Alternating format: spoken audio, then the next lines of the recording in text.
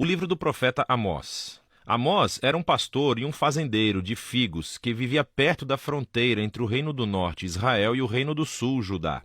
Agora, o Reino do Norte havia conquistado sua independência cerca de 150 anos antes. Lembre-se de 1 Reis, capítulo 12.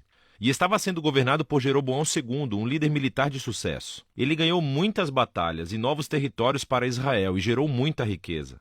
Mas, aos olhos dos profetas, ele foi um dos piores reis de todos os tempos. Sua riqueza levou à apatia e permitiu a idolatria aos deuses de Canaã, o que por sua vez levou à injustiça e à negligência aos pobres. E chegou a um ponto em que Amós não aguentou mais. Ele sentiu Deus chamando-o para ir até Betel, uma cidade importante para o norte do reino, onde havia um grande templo, para anunciar a palavra de Deus ao povo. E esse livro é uma coleção dos seus sermões, poemas e visões proferidas ao longo de todos os anos. Eles foram compilados mais tarde para dar ao povo de Deus uma ideia da sua mensagem divina para o Reino do Norte, e é uma mensagem que ainda precisamos ouvir hoje.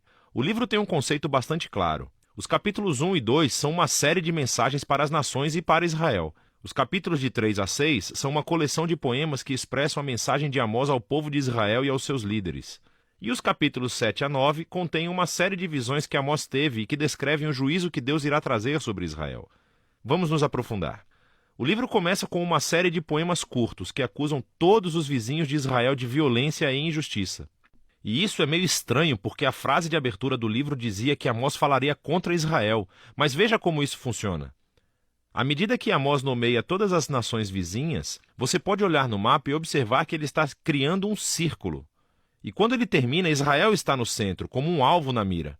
E Amós desencadeia uma acusação poética a Israel que é 3 vezes mais longa e mais intensa do que qualquer outra.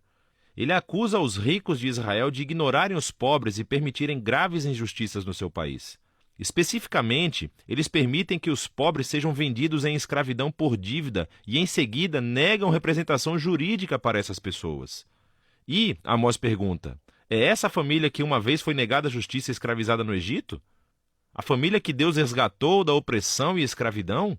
A festa acabou, diz Amós. Deus não tolera mais suas atitudes.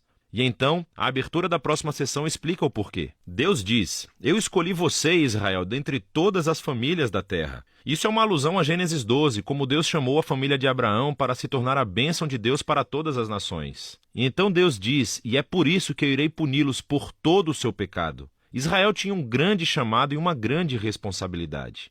E o seu pecado e a sua rebelião trouxeram grandes consequências. Agora, essa sessão reúne muitos poemas de Amós e você verá alguns temas-chave repetidos várias vezes. Então, primeiro ele está constantemente expondo a hipocrisia religiosa dos ricos de Israel e dos seus líderes. E ele descreve como eles participam fielmente nas reuniões religiosas, fazendo ofertas e sacrifícios, enquanto eles negligenciam os pobres e ignoram a injustiça. E Amós diz que isso tudo é uma farsa, que na realidade Deus odeia a adoração deles porque está completamente desconectada à maneira como eles tratam as pessoas. Deus diz que um relacionamento verdadeiro com ele transformará os relacionamentos de uma pessoa. E assim, o chamado de Amós para a adoração verdadeira é deixar a justiça fluir como uma enchente e a honestidade como um rio que nunca acaba. Agora, essas duas palavras são super importantes para Amós e, na verdade, para todos os profetas. Assim, a honestidade, ou em hebraico tzedekah, refere-se a um padrão de relações justas e equitativas entre as pessoas, não importando as suas diferenças sociais. E a justiça, ou em hebraico mishpat, refere-se às ações concretas que você toma para corrigir a injustiça e criar justiça. E assim, ambos devem permear a vida do povo da aliança de Deus como um riacho que enche o leito de um rio seco. O próximo tema são as acusações repetidas de Amós sobre a idolatria de Israel. Lembre-se, quando o reino do norte se separou do reino do sul de Judá, o seu rei constituiu 2 novos templos para rivalizar com o de Salomão em Jerusalém. E ele colocou um bezerro de ouro em cada um deles. Lembre-se de 1 Reis, capítulo 12. Desde então, Israel só acumulou mais ídolos, adorando os deuses do sexo, do clima e da guerra. E na visão do profeta, a adoração desses deuses sempre levou à injustiça. Porque esses deuses não exigem o mesmo grau de justiça que o Deus de Israel. Sem mencionar que esses deuses eram imorais. Não o Deus de Israel, ele é diferente. Então ele pode dizer, busque-me para que você possa viver. E logo depois disso, pode dizer a Israel, busque o bem, não o mal, para que você possa viver.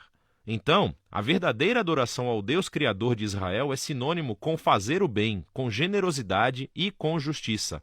E assim, o tema final desses capítulos é que, como Israel e o seu rei rejeitaram Amós e os outros profetas, Deus enviará o dia do Senhor.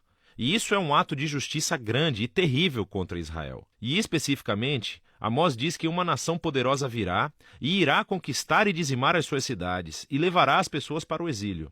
E sabemos que a sua previsão se tornou realidade. Cerca de 40 anos depois, o Império Assírio apareceu e fez exatamente o que Amós havia dito.